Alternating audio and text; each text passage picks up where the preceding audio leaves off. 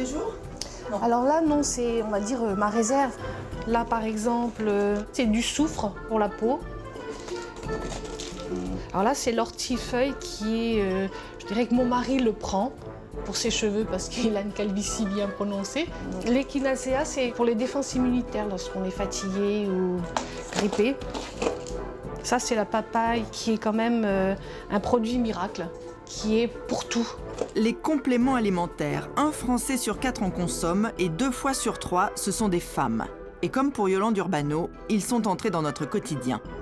C'est rentré dans un mode de vie où je ne me rends même plus compte parce que ce sont des produits qui sont pour moi sains et que tout le monde peut utiliser. Près de 600 nouvelles références chaque mois dans nos rayons. Raffermir la peau, fortifier les cheveux, mieux dormir, moins manger. Peut-on se fier à toutes leurs promesses? L'Europe vient d'interdire 95% des allégations de santé, autrement dit des vertus qu'on leur prête, et beaucoup sont mécontents. On ne pourra avoir qu'un discours, on va dire, de fantaisie. C'est-à-dire, bienvenue dans une tisane qui est bonne à boire. Et puis, en dehors de ses propriétés bonnes à boire, eh bien, disons qu'elle est simplement bonne à boire.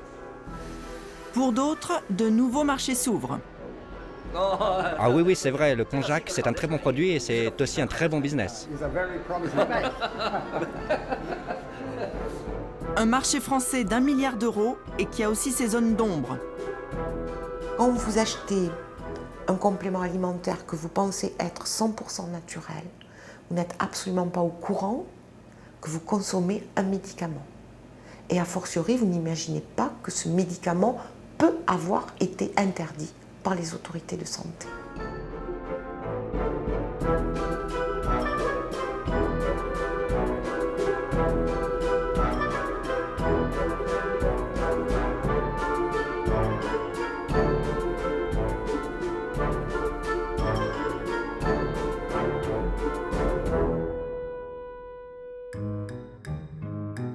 Avant même de se pencher sur ce qu'il y a dans la gélule, penchons-nous sur les boîtes. 3000 références proposées par des professionnels à l'imagination sans limite pour nous faire consommer ces petites pilules. Et avec des allégations des plus farfelues, comme celle-ci qui promet jusqu'à 74% de bonne humeur en plus et 34% de crise de larmes en moins. Et même si cela ne dupe plus personne, ces folles allégations ont littéralement envahi le marché.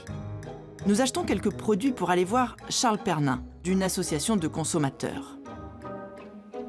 Déjà, dans une étude parue en 2007, il critiquait sans ménagement ces pilules qu'il qualifiait, je cite, de pipeaux. 6 ans après, son avis n'a pas changé. Ce qui nous pose quand même un problème, c'est que ces produits, quand on les voit dans les rayons, ils sont parfois vendus en parapharmacie, etc. Et quand on les voit de par leur packaging, de par les allégations, etc., on parle de principes actifs, on a presque l'impression d'avoir affaire à des médicaments ou des produits de santé, en tout cas, qui ont fait la preuve de leur efficacité, puisqu'on a souvent des mentions, d'ailleurs, sur lesquelles c'est scientifiquement prouvé.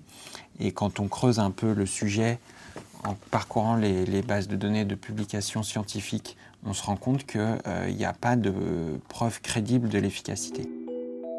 Prenons la caféine, ce nutriment à la mode vanté par les grandes marques pour ses vertus minceurs.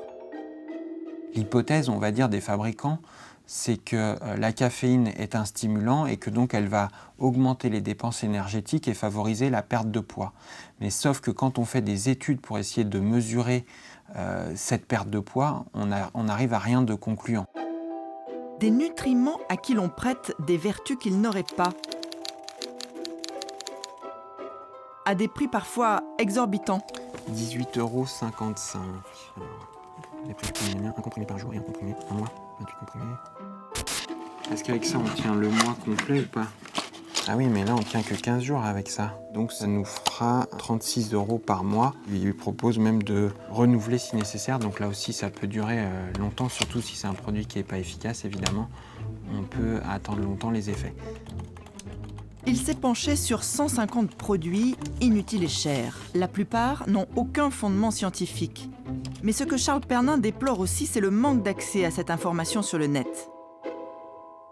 Il faut vraiment être pointu et s'être documenté sur un sujet pour comprendre les avis qui sont rendus parce que c'est souvent très technique est difficile à trouver et à comprendre. Mais on commence à voir le bout du tunnel. Le marché des compléments alimentaires a enfin son règlement. Jusqu'à présent, personne au sein de l'Europe ne s'était penché sur le statut de ces petites gélules. Voilà qu'au bout de 10 ans d'échanges entre experts, lobbies et scientifiques des 27 pays membres, la Commission européenne vient d'adopter une liste très sélective de nutriments qui auraient de réels effets sur notre santé. L'idée était toute simple, faire le ménage dans les déclarations de santé que l'on a sur des produits alimentaires dans l'Union européenne.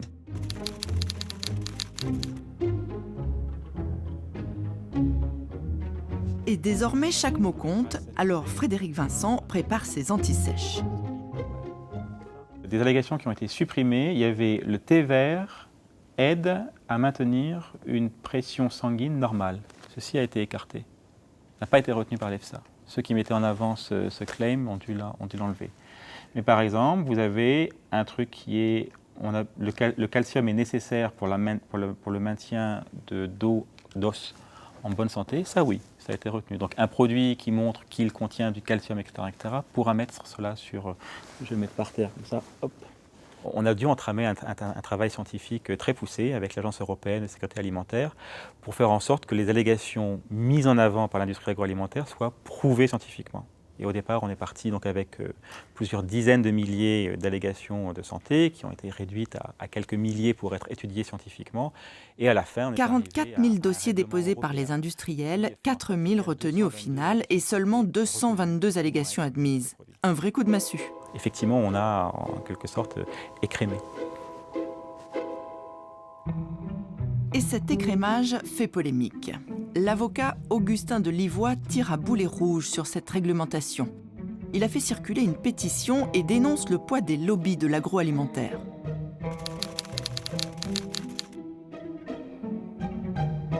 On ne sait pas exactement comment et qui a pris les décisions allant dans le sens d'aujourd'hui. On ne sait pas qui a décidé que le chewing-gum était bon pour les dents.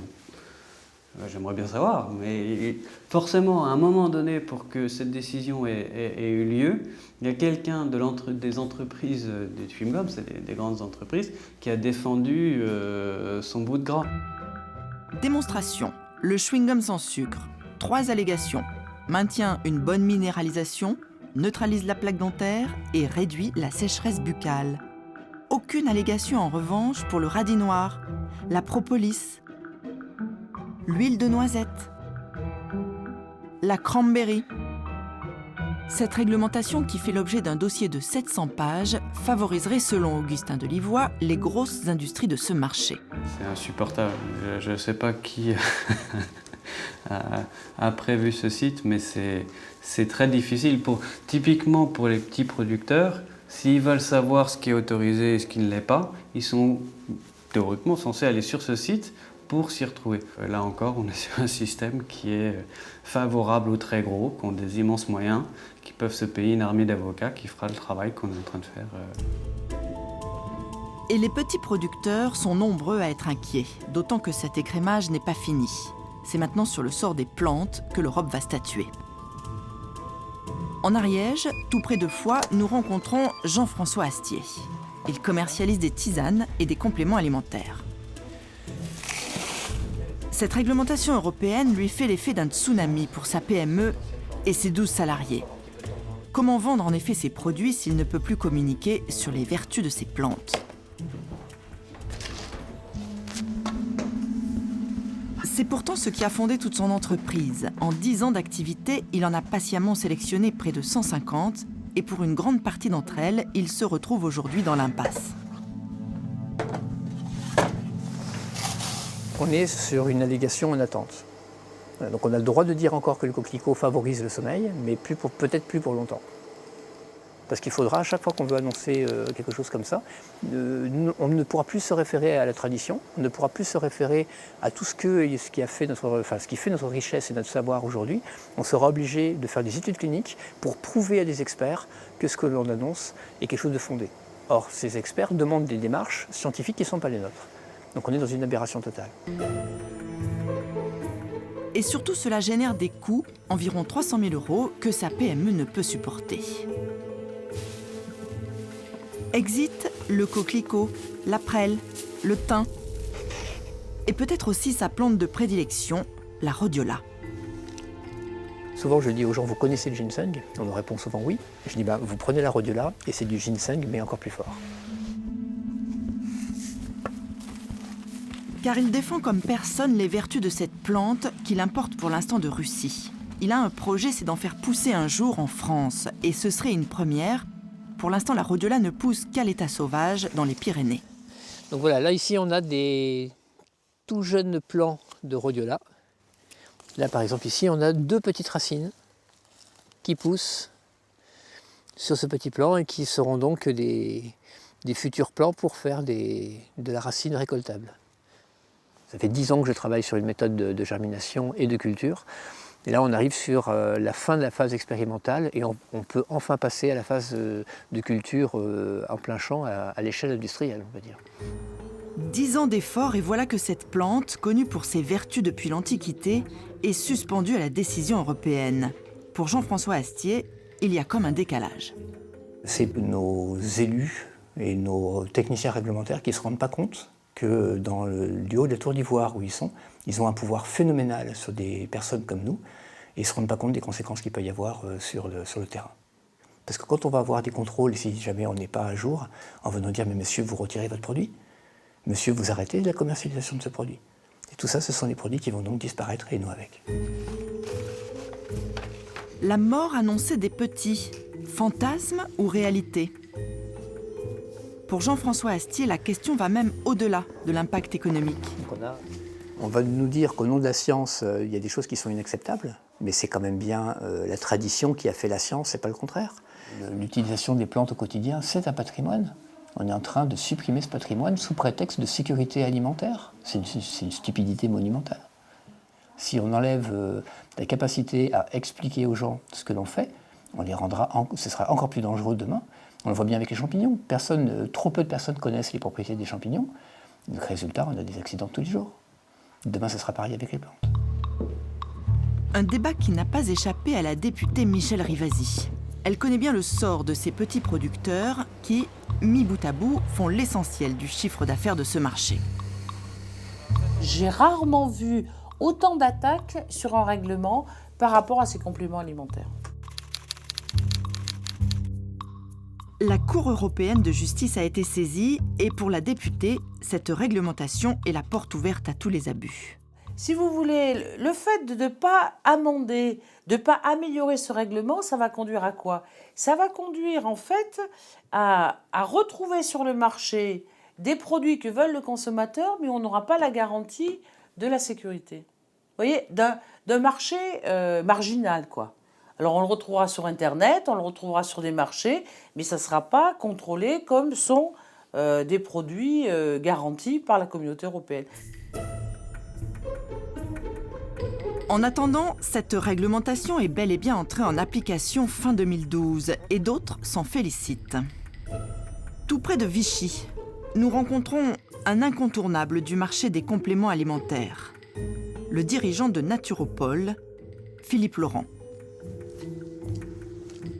Alors aujourd'hui, sur le parc Naturopole, avec l'ensemble des acteurs du parc, on concentre à peu près un complément alimentaire sur 4. D'accord.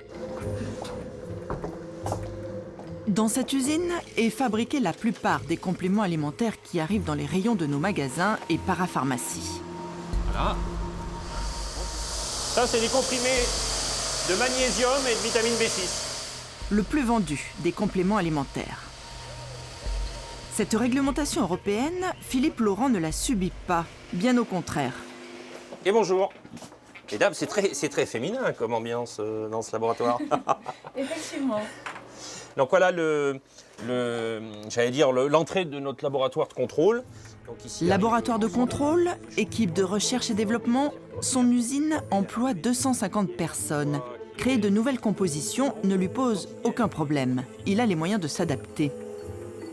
Je pense que c'est une réelle opportunité. Grâce à ce règlement européen, nous serons présents dans 20 ans parce qu'il va y avoir une sélection des opérateurs sur le marché. D'ailleurs, il a déjà en stock les nutriments que ses clients vont désormais convoiter, notamment un qui pourrait décoller sérieusement, le konjac. Car l'Europe vient de lui reconnaître pas moins de 2 vertus. Le konjac, duquel est extrait son principe actif, le glucomanane, ferait baisser le taux de cholestérol et agirait sur la perte de poids. Pour les industriels comme Philippe Laurent, c'est ce qu'on appelle un jackpot. Avant, on avait des effets de mode sur des plantes qui avaient une activité et la mode venait par, j'allais dire, le positionnement marketing de l'offre. Aujourd'hui, les modes vont venir bien sûr du positionnement marketing, mais aussi du règlement allégation, puisqu'une plante qui a une allégation, on va pouvoir communiquer. Voilà. Et cette plante, qui s'apprête à régner en maître sur le marché de la minceur, la voici. Donc ça, c'est de la poudre de tubercule de konjac. Il doit veiller toutefois à l'avoir la plus pure possible. Ce konjac peut être aussi blanchi par des sulfites. Vous savez, c'est ce que l'on a dans le vin. Quand vous ouvrez une bouteille de vin, vous sentez, ça sent le soufre. Bon, ça, c'est effectivement des conservateurs. Et ces sulfites, effectivement, sont des substances que l'on ne doit pas retrouver dans nos compléments alimentaires. Trouver une qualité irréprochable et en grande quantité, la seule difficulté aujourd'hui pour Philippe Laurent, c'est l'approvisionnement. La demande a été quasiment multipliée par 5 ou 6. Voilà. Et comme on travaille à partir d'ingrédients d'origine végétale, comme tous les végétaux, il faut le temps qu'ils poussent. Il faut le temps qu'on les récolte, qu'on les travaille, qu'on les fasse sécher correctement et qu'on puisse derrière les utiliser. Sauf que comme il y a une demande plus importante, la matière première, bien souvent, est en rupture. À l'origine, le konjac est japonais, mais ce sont les Chinois qui détiennent aujourd'hui le marché mondial. Nous décidons d'aller à Pékin, puis à Guiyang, plus au sud, capitale de la province du Guizhou.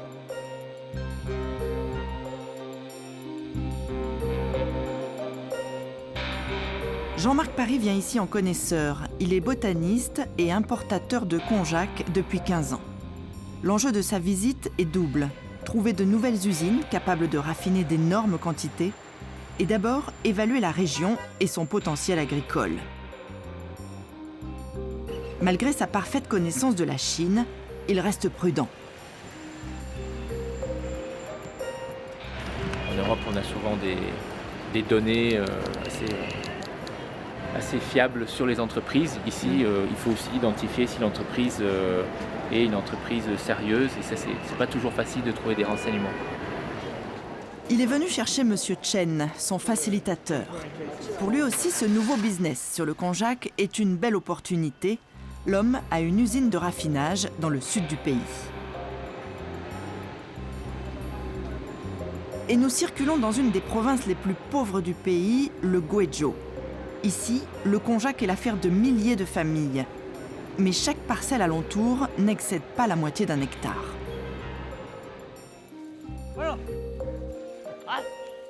Chez ces paysans, aucun signe de modernité. Enfin presque. Dans tous ces villages, c'est la récolte. L'heure de vérité pour Jean-Marc Paris et M. Chen. Donc voilà, ça donne à peu près au bout d'un an.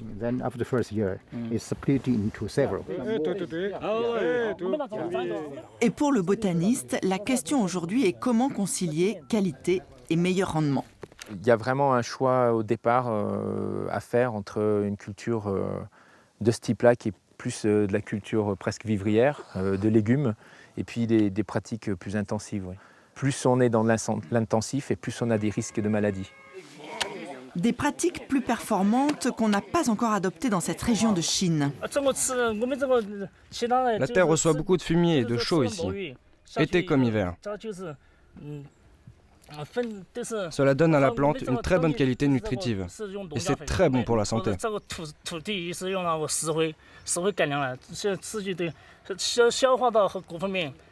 Ça a des propriétés médicinales, le konjac ici, non? C'est utilisé aussi comme un peu une médecine, non? Oui, bien sûr. On l'utilise pour tout le système digestif. Et aussi quand on a des crises d'hémorroïdes. Il sert à bien des choses ici, ce konjac. Longtemps aussi, il a été consommé comme une plante de disette. Et les anciens s'en souviennent. Ah,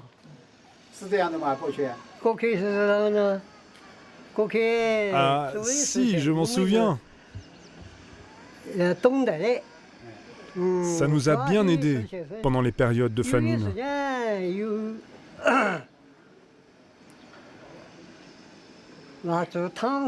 On mangeait du konjac pour calmer la faim. Et on en avait toujours dans les jardins.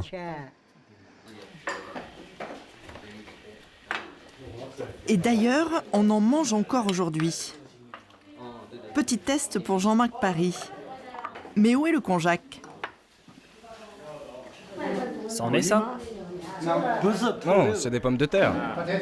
Ah, ce sont des vraies pommes de terre. Il a cru que c'était du konjac. Il s'est trompé. Il a confondu avec les pommes de terre. Ça, c'en est. Donc voilà du konjac. Konjac, préparation traditionnelle, donc ça correspond au plat qu'au Japon on appelle le konnyaku. Le konjac, un aliment un peu sans relief, mais avec les bonnes épices, ça passe. Autour de cette table, le spécialiste du konjac sous toutes ses formes, c'est Monsieur Chen. C'est lui le premier qui a compris l'intérêt d'en faire un complément alimentaire. Et c'est dans les années 90, au retour d'un voyage outre-Atlantique, que l'idée lui est venue. J'ai vu les maux dont souffraient les Américains. Taux de cholestérol élevé, diabète, surpoids et même constipation. Ce sont les gens riches qui ont ce genre de problème. Et ça vient de leur mode de vie. Donc quand je suis rentré en Chine et que j'ai été informé des vertus du konjac, j'ai réalisé l'importance de cette denrée. Donc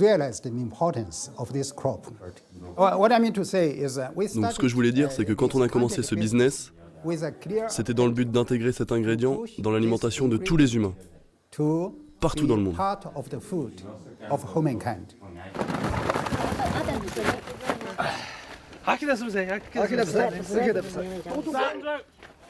La Chine exporte aujourd'hui 15 000 tonnes de konjac et avec ses nouveaux débouchés, Monsieur Chen se prend à rêver.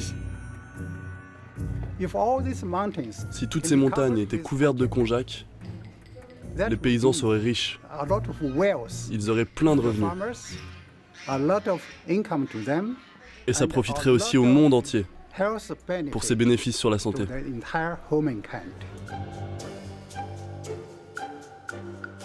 Pour nos deux hommes d'affaires, l'étape suivante, celle de la transformation en poudre, est cruciale.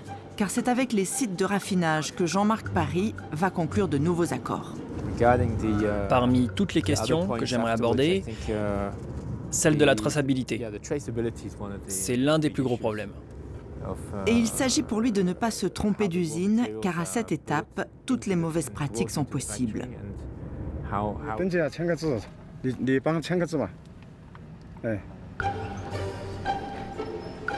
Thank you. Pleased to meet you. Mr. Parry. Arrivé dans l'usine, direction l'entrepôt de matières premières. Ah, voilà les tubercules.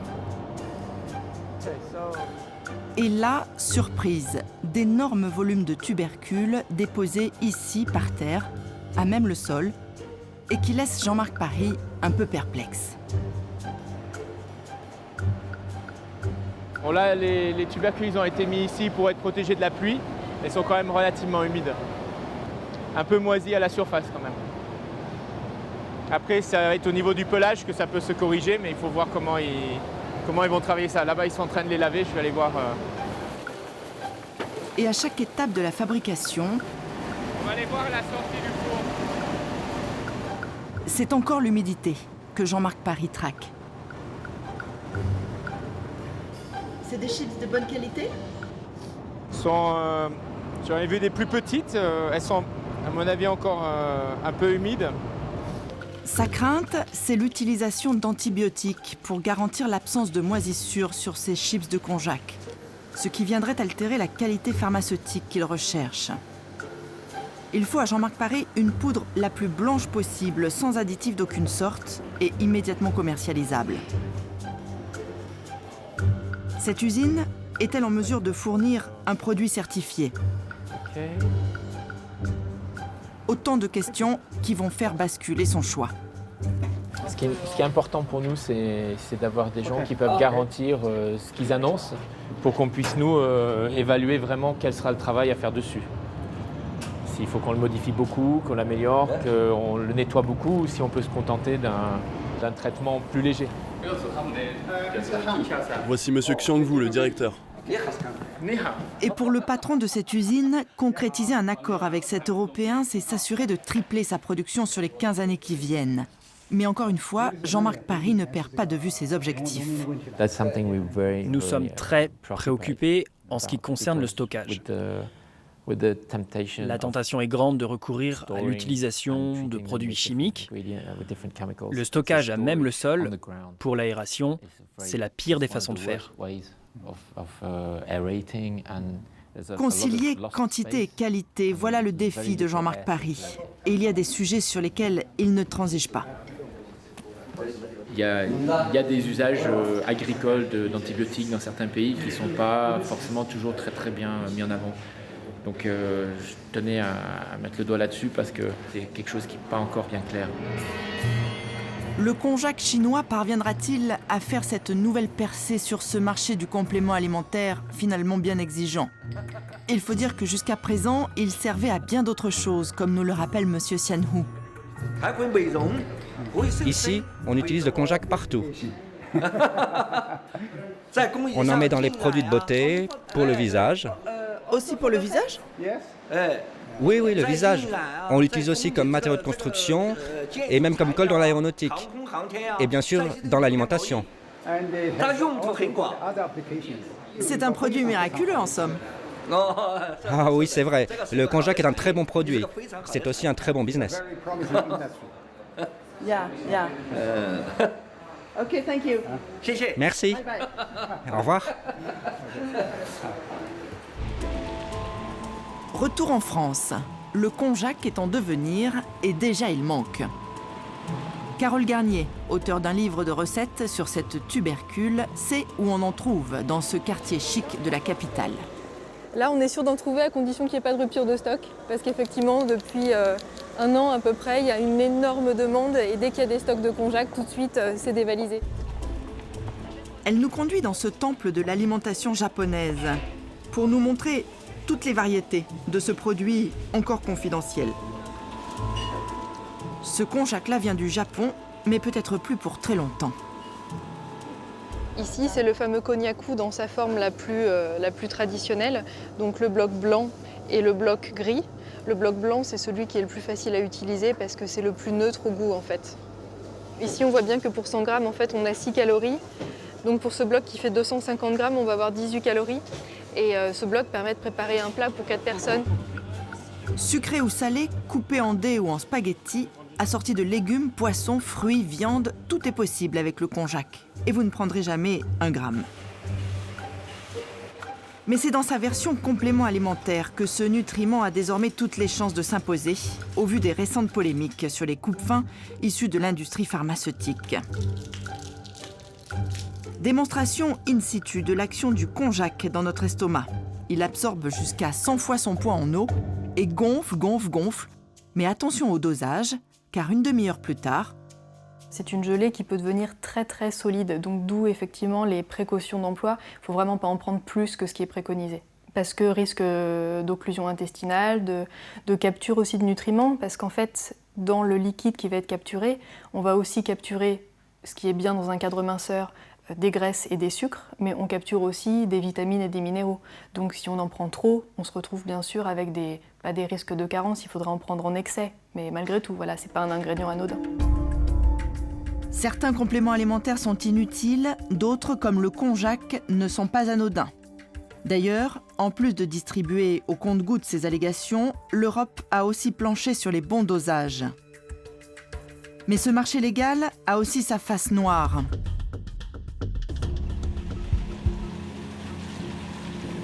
Il y a quelques années, une jeune femme décède brutalement d'une embolie pulmonaire. Elle s'était procuré des gélules pour maigrir, des produits censés être 100% naturels, dans une herboristerie du quartier Belleville à Paris. L'expertise médicale révélera pourtant dans ces gélules la présence de subitramine et de phénolphtaléine, 2 médicaments aujourd'hui retirés du marché pour leurs effets dangereux sur la santé. Pour le nutritionniste Jean-Michel Le Serre, ce décès jette le discrédit sur l'ensemble du marché des compléments alimentaires car il participe à la confusion des genres. Ce n'est pas du tout le procès des compléments alimentaires, c'est le procès des tromperies. À l'insu des consommateurs, c'est inadmissible de mettre non seulement des médicaments dans un complément alimentaire, mais encore plus des médicaments qui ne sont pas autorisés et encore plus des médicaments qui ont des effets secondaires. L'ajout frauduleux de médicaments dans les compléments alimentaires n'est pas un cas isolé. C'est devenu une pratique courante. Dans ce laboratoire de l'université Paul Sabatier de Toulouse, cette machine ultra perfectionnée de résonance magnétique nucléaire qui traque la moindre molécule. Tous les jours, de nouveaux échantillons de compléments alimentaires y sont analysés et le verdict est sans appel. Voilà. En témoignent sur l'écran ces 4 pics. Les 4 pics côte à côte, voilà, sont les 4 signaux qui sont caractéristiques de la sibutramine, par exemple.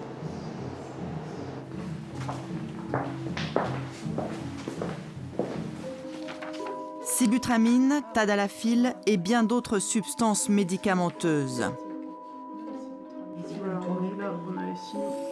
Les travaux de ces 2 chercheuses toulousaines, Myriam Mallet-Martineau et Véronique Gillard, ont permis de mettre à jour l'existence d'une adultération, autrement dit une falsification quasi systématique dans 2 grandes familles de compléments alimentaires, les amaigrissants et les aphrodisiaques. Ce dernier, c'est sibutramine aussi. Oui. Il n'y a pas de phénylphtaline dans celui-là, non. Proposée la plupart du temps sur Internet, l'offre s'immisce au milieu des grandes marques et concerne des milliers de produits. Et il est souvent très difficile de savoir où sont domiciliées les sociétés. Promesses vertigineuses de perte de poids, témoignages de clients satisfaits, aphrodisiaques 100% naturels, jamais l'ajout de substances chimiques n'est mentionné. Donc là, vous avez les classiques de l'amaigrissant. On a analysé celui-ci, celui-ci, celui-ci. Le Super Slim Pomegranate aussi, qui a été à la Grenade, oui. Magic Slim, celui-là aussi. Ils étaient tous mauvais. La sibutramine, c'est ce que Myriam Mallet-Martineau trouve à gogo dans tous ces échantillons qu'elle a elle-même achetés sur Internet. Voilà le frottoplante. Contient de la sibutramine. Celui-ci aussi, P57 Oudia, contient de la sibutramine. Ces 2-là, sibutramine. Au total, sur 50 amaigrissants analysés par ce laboratoire, la moitié était adultérée. Sur les produits stimulant la sexualité, la fraude est encore plus importante. Sur 165 échantillons analysés, 117 étaient frauduleux. Ça, c'est un des premiers que nous avons analysé. Nous avons trouvé du sildenafil, c'est-à-dire du Viagra. Le Viagra, un médicament cette fois-ci autorisé, mais uniquement sur prescription médicale. Le même chewing-gum, homme-femme. Tous les 2 sont adultérés. Et vous allez dans les sex shops, vous allez trouver un très grand nombre de boîtes qui sont ici. Hein. Vous allez les trouver de la même façon dans les sex shops. Direction le quartier Pigalle à Paris. Et dès les vitrines, ces produits sont proposés. Nous entrons au hasard dans l'un des magasins. Le vendeur se cantonne à 2 marques, mais 2 marques qui visiblement ont beaucoup de succès. Honnêtement, ça marche très bien. J'en vends depuis 3-4 ans maintenant. Et j'avoue que ça fait partie des meilleures ventes de la boutique. Ça se vend de 18 ans à 75 ans. C'est-à-dire que pratiquement maintenant tout le monde en prend parce qu'on vit dans un monde où il faut être performant sur tous les côtés. Donc les jeunes ont toujours peur, même dans l'acte sexuel, de ne pas être à la hauteur. Et vous en avez beaucoup de jeunes? Énormément, ouais. Ah ouais, oui, ça commence vraiment à 18 ans, quoi. 18 ans, ils m'en achètent. Vous leur dites quoi? Que c'est uniquement des plantes, c'est ça, hein? Ah oui, non, mais c'est vraiment que des plantes. En plus, c'est la composition est marquée sur les flacons, et c'est vraiment que des plantes, quoi. Il n'y a pas du tout de produits chimiques, ni de choses comme ça. Et oui, c'est très, très contrôlé, donc on n'a pas intérêt à vendre des cochonneries. La dernière fois que la réparation des fraudes est venue, ils m'en ont pris un pour le contrôler. Donc, ils ne sont pas revenus, ce qui veut dire que les produits étaient tout à fait légaux et autorisés.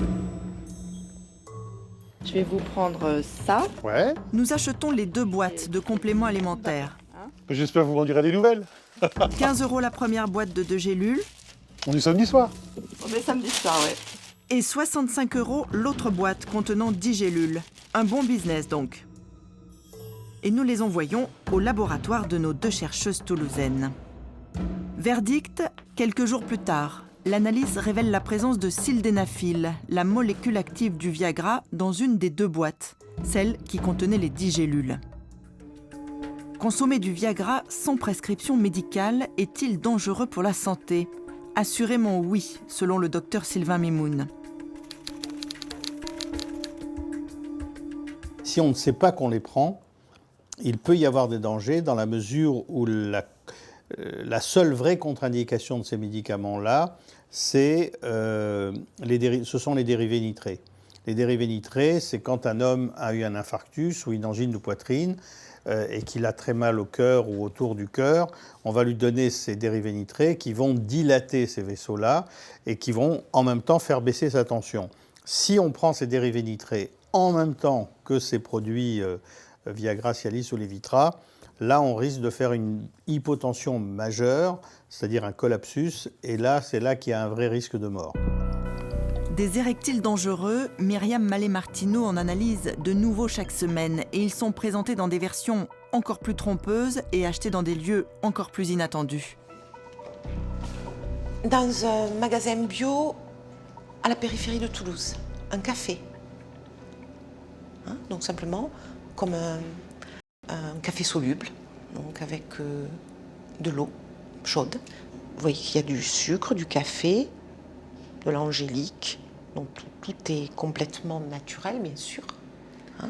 C'est d'ailleurs indiqué là, sur le coin droit de la boîte, 100% naturel. Pas du tout. Et qu'est-ce que vous avez trouvé? 2 analogues du sildenafil. Et depuis peu, l'apparition d'analogues, c'est-à-dire des molécules trafiquées. Ces analogues ont des compositions chimiques un peu différentes, les effets sont similaires, mais on ignore tout des effets secondaires puisqu'on ne les a pas testés. Les fraudeurs jouent ainsi aux apprentis sorciers. Et pourquoi ils changent de composition? Quel est le but?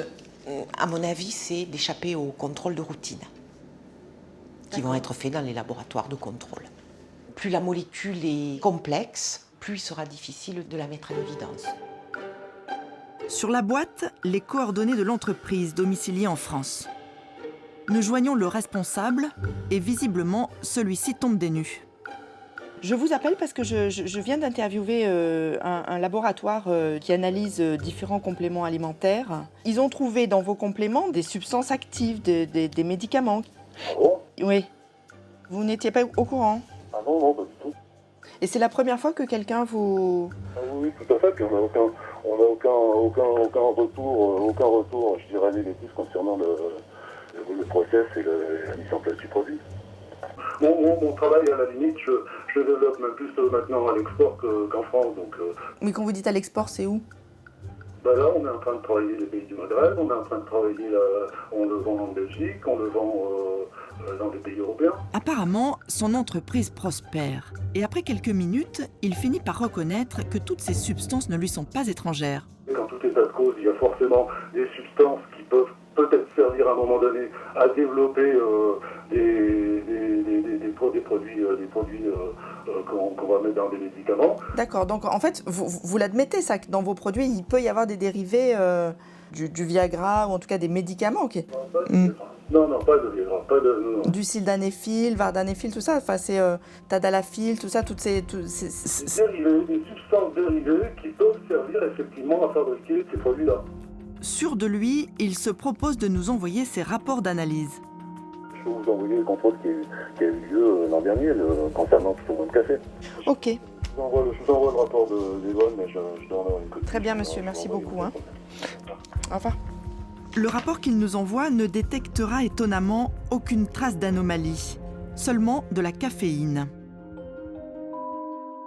Au laboratoire commun des douanes et de la DGCCRF, c'est-à-dire le service des fraudes, où sont analysés tous les produits suspects saisis en douane, on n'ignore pas ce trafic de compléments alimentaires adultérés. Catherine Lamoureux en reçoit plusieurs fois par semaine. 2 fois par semaine Roissy Et quelquefois, il en arrive par la poste. Mais nos gros fournisseurs, c'est Roissy et Chilly-Mazarin.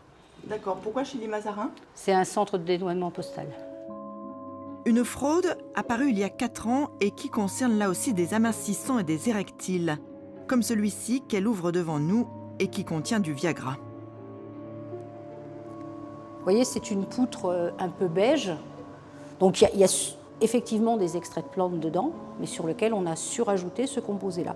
Là, on a quand même quelque chose qui représente 20% du total. C'est plus anodin. Mais aujourd'hui, ce qui inquiète Catherine Lamoureux, c'est précisément l'arrivée de ces nouveaux analogues. Dans les échantillons qu'on reçoit, ça fait en gros 1 an sur lequel on voit apparaître ces phénomènes de... On transforme un petit peu la molécule active qui a été, elle, étudiée d'un point de vue pharmaceutique et on la remplace par des analogues, c'est-à-dire des substances qui ont peut-être les mêmes effets, si c'est l'effet recherché, mais avec des effets indésirables qui n'ont pas été quantifiés par personne. Or, la technique d'analyse dont dispose ce laboratoire, la spectrographie de masse couplée à la chromatographie gazeuse, ne détecte pas aussi vite qu'il le faudrait ces nouvelles molécules. Est-ce qu'il y a des choses qui peuvent vous échapper? Des choses qui peuvent nous échapper? Je ne peux pas vous dire non, c'est possible. C'est sûr que si cette substance, on ne l'a jamais vue, on va mettre un peu plus de temps à l'identifier, mais par des recherches bibliographiques et des recoupements au niveau des informations qu'on peut avoir, on arrivera à l'identifier. Et c'est sans doute ce retard dans la détection que les fraudeurs mettent à profit. Selon une étude hollandaise, rien que pour les érectiles, il y aurait près de 40 analogues présents sur ce marché illicite. Mais ces fraudeurs sont devenus aussi de vrais virtuoses du e-commerce. À la direction des douanes, à Ivry-sur-Seine, une équipe d'analystes informaticiens enquête sur les circuits logistiques qu'empruntent ces falsificateurs. Luc Stroman nous montre comment il est désormais facile de se procurer en ligne n'importe quelle molécule. Donc là, je vais sur le site alibaba.com, qui est un facilitateur entre producteurs d'Asie du Sud-Est et acheteurs grossistes situés n'importe où dans le monde. On trouve de tout sur ce site? Oui, on peut trouver quasiment de tout. Il y a plus de 2 millions d'offres de fabrication.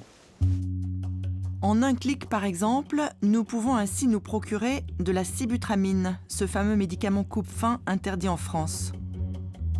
Quantité minimum pour passer commande, 3 kilos. Idem avec le sildenafil, la molécule du Viagra.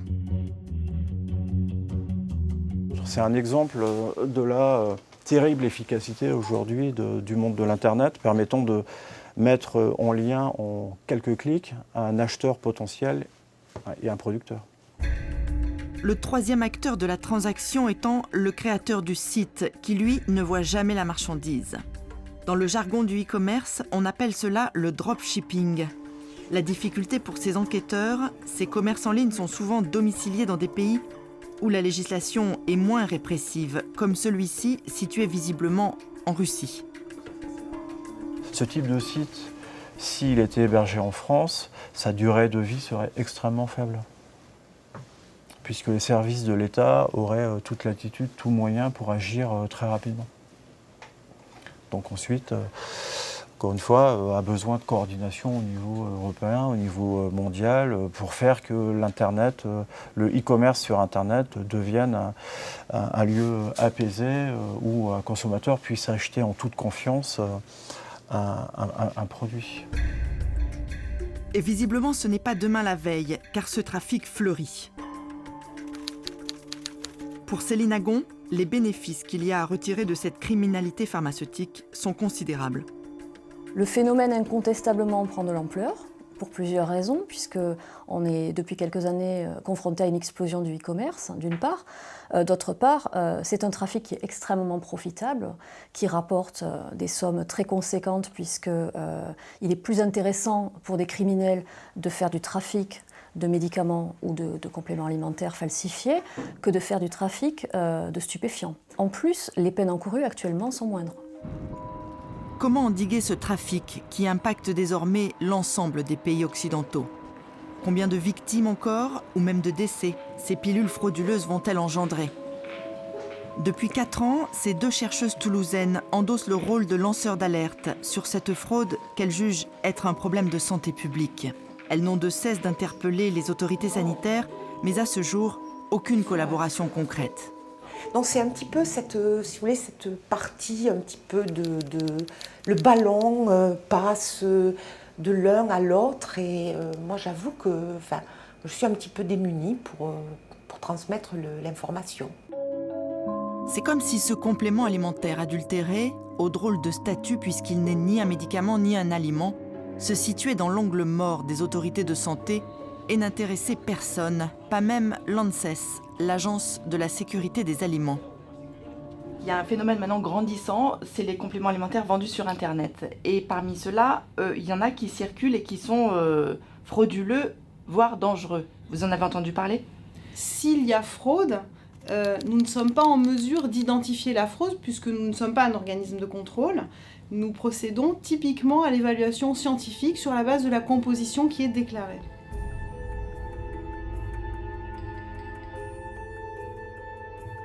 Nous nous sommes alors rendus à Nancy pour rencontrer Alain Nicolas. Durant son mandat de 3 ans à l'Agence du médicament où il était responsable des contrôles et des laboratoires, il a lui aussi alerté sa hiérarchie sur l'existence de ces compléments alimentaires frauduleux. Il avait même pris connaissance des dernières trouvailles des falsificateurs. Comme j'avais dit, l'astuce, c'est une publication hollandaise. Parce que les analystes, qu'est-ce qu'ils font, vous, quand vous avez une gélule? Alors, est-ce que vous ouvrez la gélule avant d'analyser la poudre? Ça dépend des cas. Oui, j'ouvre la gélule. Hein? Bon. Pour analyser la poudre, il faut que j'ouvre la gélule. Voilà. Donc, l'analyse, généralement, il ouvre et il analyse la poudre. Sauf que le Hollandais, il a trouvé le principe actif où? Dans la capsule elle-même. C'est-à-dire que les gens qui falsifient, au lieu de falsifier la poudre pour tromper l'analyste, non pas seulement par des analogues structuraux, il avait inclus un analogue de sildenafil dans l'enveloppe de la gélule et il y en avait assez pour avoir une action sur la fonction érectile. Donc ça, j'avais signalé au labo. Quant à la collaboration avec ces 2 chercheuses de Toulouse, il a bien tenté de l'établir, mais sans succès. C'est intelligent. Pourquoi la collaboration avec Toulouse n'a pas abouti ? Le problème, c'est que pour l'agence à laquelle j'appartenais, ce n'est pas sa première ligne d'intérêt, puisque, comme vous le savez, les compléments alimentaires dépendent de l'ANSES. Donc c'est aussi la difficulté en France d'avoir 2 agences séparées pour le médicament et pour les produits alimentaires, ce qui n'est pas le cas de la FDA, par exemple. Donc après, c'est un problème de frontières, c'est un problème de collaboration, c'est un problème de possession à la fois de défense de ses agents et de défense de ses échantillons, et c'est la non-mise en partage donc, de méthodes analytiques performantes qui peuvent exister sur des sites différents, mais qui ne sont pas rassemblées en un lieu unique. Là, on peut peut-être qualifier le problème global d'inertie. Et cette inertie freine l'accès à l'information du consommateur.